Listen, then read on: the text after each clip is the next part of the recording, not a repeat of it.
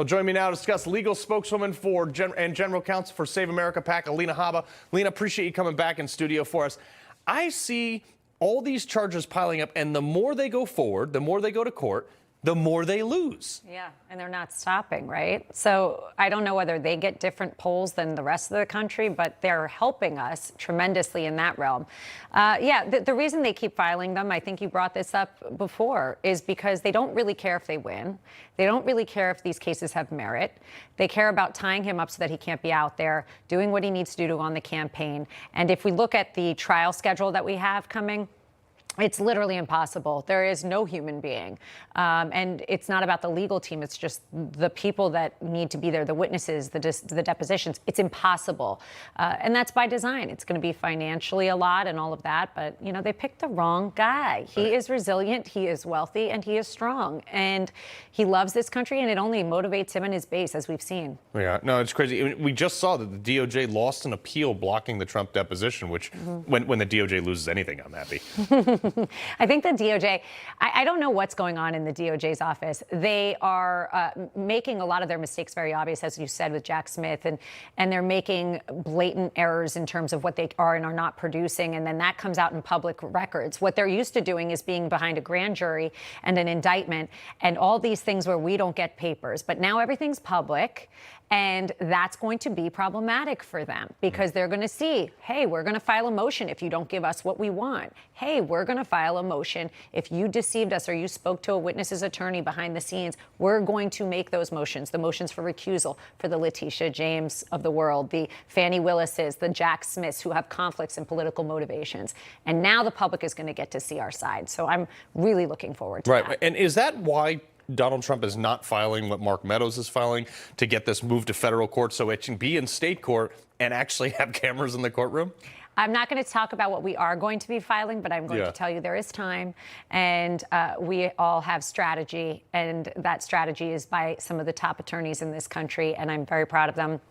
Nothing. I know the public, they always say on Twitter and all these things, Alina, why aren't you doing that? Or why aren't you telling your legal team to do this? Let me tell you, we know what we are doing. Yeah. We are doing things in a calculated manner, in a methodical manner, unlike the left, who is literally just throwing everything against the wall and seeing what sticks. I mean, maybe this is just me, but I don't get legal advice on Twitter because Twitter's not a real place. I get a lot of advice from people. Well, everybody knows better on Twitter. Yes, of course. So I want to get to this. A Georgia judge has rejected Fannie Willis's request that the court imposes evidentiary and scheduling by restrictions on defendants as a result of this Speedy Trial Act request by some of the defendants. What does this mean in English? Sure. So the judge basically said that he put in an order giving the schedule, which is very normal. The judge decides the schedule for any case. And I'm not saying that this schedule is normal. I think it's completely a violation of due process.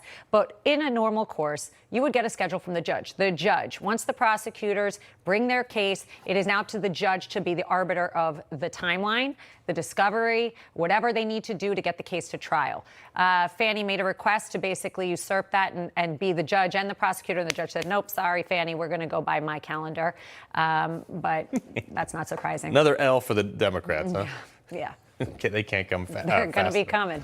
Yeah, so I'm going to take a look at this from the Federalists, though. Fannie Willis possesses evidence exonerating alternate electors.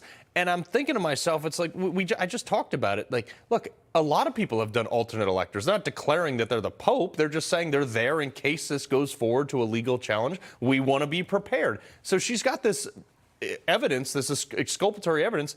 She's holding it from what? Yeah, well, thank God for the leakers of the country, because we seem to find things out. But you're right.